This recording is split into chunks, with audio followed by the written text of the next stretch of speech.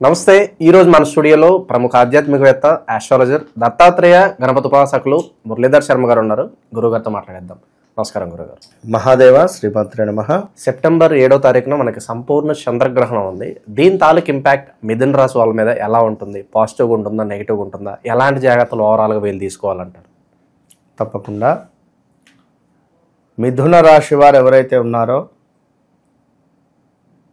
వీరికి ముందుగా చంద్రగ్రహణానికి సంబంధించినటువంటి సూచన ఏమిటయ్యా అంటే ఇక్కడ మరొక మాట, కోటేషు కోటేశ్వరి కుమారు కాకి కూకే అక్షరాలతో ఉండేటువంటి వారు ఎవరైనా కూడా ఇది మీకోసమే అని గమనించుకోండి. ఇక మీ వ్యక్తిగత జాతకంలో జన్మనామం కానీ మీ వ్యవహారిక నామం కానీ వేరు వేరు ఉంటే ఇక దాని ఇంపాక్ట్ వేరే, అది వీడియో చివరిలో చెప్తా. ఇక్కడ స్పర్శకాలము మనకు 9:56 PM 7వ తారీఖు. అదేవిధంగా మధ్యకాలము 11:41. పూర్తిగా మనకు మోక్షకాలం వచ్చేసి 1:26 తెల్లవారుజామున 8వ తారీఖు. కనుక ఇట్టి 3 గంటల 20 నిమిషాలు కూడా మనకు గ్రహణ పుణ్యకాలంగా చెప్పబడుతూ ఉన్నది. గ్రహణ పుణ్యకాలం మొత్తము కూడా 3:30 గంటలు అనుకోండి. మరి ఇట్టి సమయాలలో దేవాలయాలు ముందుగానే సాయంకాలమే క్లోజ్ చేస్తూ ఉంటారు. చక్కగా దర్భ వేసి పెడుతూ ఉంటారు.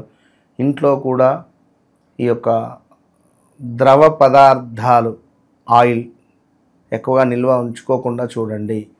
ఎందుకంటే శనికి సంబంధించినటువంటి ఏలినాటి శనిలో కానీ అర్ధాష్టమ శనిలో ఉండేటువంటి వారికి ఇబ్బంది ఉంటుంది. ఈ ఆయిల్ రిలేటెడ్ పాలకు సంబంధించింది కానీ పెరుగు తోడు ఇవన్నీ కూడా పనికిరావు. వీటన్నిటి మీద, తినే పదార్థాల మీద, దేవతా పటాల పైన, అదేవిధంగా అన్నిటిపైన కూడా దర్భను పెట్టే ప్రయత్నం చేసుకోండి. దర్భకు ఉన్నటువంటి ప్రాముఖ్యత అంతా ఇంత కాదు. ఒక కార్యం చేసే అంటే ఒక పితృయజ్ఞం చేసే క్రమంలో ప్రత్యక్ష ఆవు కావాలి, ప్రత్యక్ష ఎద్దు కావాలి. సో ప్రత్యక్ష ఆవు ప్రత్యక్ష ఎద్దు కావాలి అనుకునే సందర్భాలలో ఒక దర్భను పెడతారు. అక్కడ ఇదే ఎద్దుగా భావన చెయ్యి. రూపాయి బిళ్ళ కూడా ఉంది, పెట్టచ్చు, కానీ పెట్టరు, దర్భనే పెడతారు. అంటే అంతటి దానికి విశేషమైనటువంటి అత్యంత పవిత్రమైనటువంటిది అది.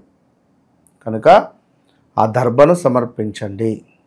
చక్కగా దేవాలయాల్లోకి వెళ్తే ఇస్తారు, లేదా ఏదైనా పూజా సామాగ్రి సెంటర్కి వెళ్ళినా దర్భ కావాలన్నా ఇస్తారు.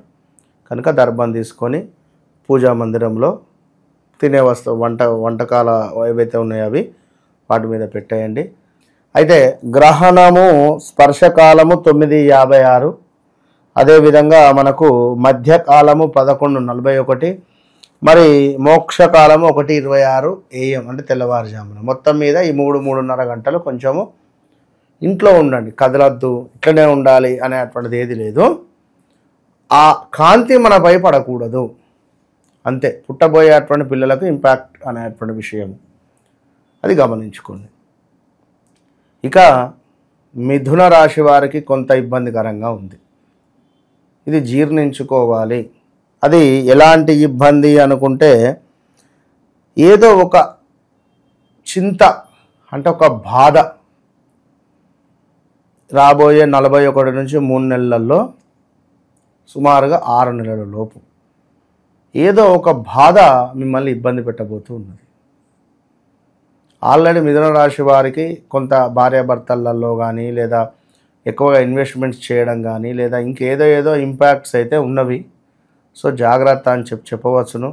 అదేవిధంగా వీరి తండ్రికి సంబంధించి మిథున లగ్నం కానీ మిథున రాశి కానీ వీరి తండ్రికి సంబంధించినటువంటి ఆరోగ్య సమస్యలు వీరిని ఇబ్బందికి పెట్టేటువంటి పరిస్థితి ఉంటుంది.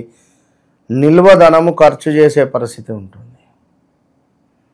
సో ఇదంతా గమనించుకొని మీరు ఎవరైతే మిథున రాశి జాతకులు ఉన్నారో వారు జాగ్రత్త అని చెప్పడము.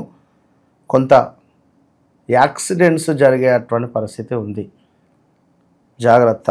మీకు జరగాలి అని నేనేం కోరుకోవటం లేదు కానీ చెప్తున్నా, అమ్మవారు అందరినీ చల్లగా చూడాలి. మిథున రాశి జాతకులు పిల్లలు ఎవరైతే ఉంటారో 20 ఏళ్ళ లోపున్న పిల్లలు, 23 ఏళ్ళ లోపున్న పిల్లలను తల్లిదండ్రులు మందలించాలి. నానా బండి మీద మెల్లగవో, బండి మీద వెళ్ళే క్రమంలో జాగ్రత్త, బీ కేర్ఫుల్, జాగ్రత్తగా చూసుకోండి. ఇక తరచూ ఆపదలు, అదేవిధంగా పేరు ప్రఖ్యాతలు నాశనం అయ్యేటువంటి సందర్భాలు 2020 ఆగస్టు నుండి 2023 ఆగస్టు వరకు ఎలాంటి ఇబ్బందులు ఫేస్ చేశారో మిథున రాశి వారు తిరిగి మరలా ఒక 3-4 నెలలు కొంత ఇబ్బందికరంగా ఉంటుంది. మరి దీనికి రెమెడీ అంటే చెప్దాం, మనం అద్భుతమైన రెమెడీ చెప్దాం తప్పకుండా. ఇక ద్వేషాలు ఇంటా బయట, నువ్వేంది నేనేంది అని కానీ, అన్నదమ్ములకు కానీ, అక్క చెల్లెలకు కానీ, తండ్రి కొడుకులకు కానీ ద్వేషాలు పెరిగే పరిస్థితి. అదేవిధంగా ఇంకా ఈ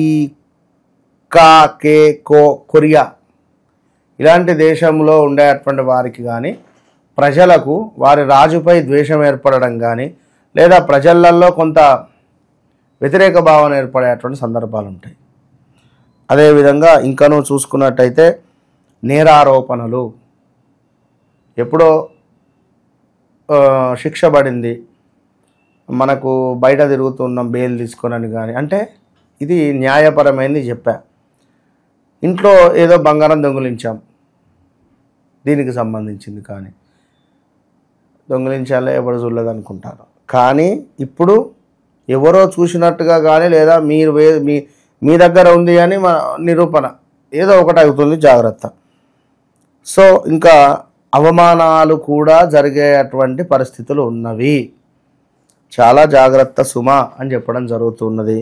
అదేవిధంగా స్థాన చలనము, కార్యరంగంలో ప్రతికూలమైనటువంటి వాతావరణము, ఉంటున్నటువంటి ప్రదేశ మార్పులు, పనిచేస్తున్న చోట కొలిక్స్తో కానీ బాస్తో కానీ చిన్న చిన్న గొడవలు ఏర్పడేటువంటి పరిస్థితులు.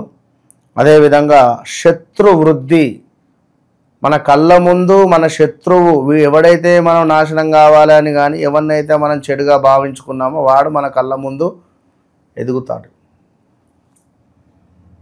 బంధుమిత్ర పుత్ర విరోధాలు, బంధుమిత్రులతో, అదేవిధంగా పిల్లలతో, పిల్లల మూలకంగా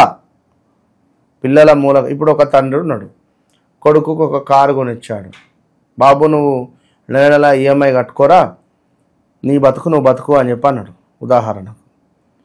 వాడు గత కొన్ని రోజుల నుండి అదే పనిలో ఉన్నాడు. ఇప్పుడు ఏం జరిగింది, వాడు వచ్చిన డబ్బులు ఇంట్లో ఇవ్వలే, ఈఎంఐలు కట్టలేదు, ఫ్రెండ్స్తో దుబారా ఖర్చు చేసిండు, దీనికి తోడు లవ్ అని చెప్పి ఒక అమ్మాయిని పెళ్లి చేసుకొని పట్టుకొచ్చిండు. తండ్రి ఏదో అట్లా జీవనాన్ని గడిపేటువంటి వ్యక్తి. ఏంది ఇప్పుడు పరిస్థితి, ఉన్న కారు అమ్మాలి, ప్లస్ దాని ఈఎంఐలు క్లియర్ చేయాలి, లవ్ మ్యారేజ్ చేసుకొని వచ్చే, అంటే ఇలాంటి సంఘటనలు ఎదురవుతాయి, జాగ్రత్త. ఇక అదేవిధంగా మనకు పిల్లలతో నేను చెప్తున్నా, మిథున రాశి జాతకులకు సంబంధించినటువంటి తల్లిదండ్రులు మీ పిల్లలను అబ్జర్వ్ చేస్తూ ఉండండి, మీ పిల్లలను కనిపెడుతూ ఉండండి. అది పుత్రిక కానీ పుత్రుడు కానీ, ఇది బాగా అర్థం చేసుకోండి. అదేవిధంగా కుటుంబంలో కొన్ని లేనిపోని సమస్యలు, కోర్టు తగాదాలు, ల్యాండ్ ఇష్యూస్ కొన్ని వచ్చేటువంటి పరిణామాలు అయితే గోచరిస్తూ ఉన్నది.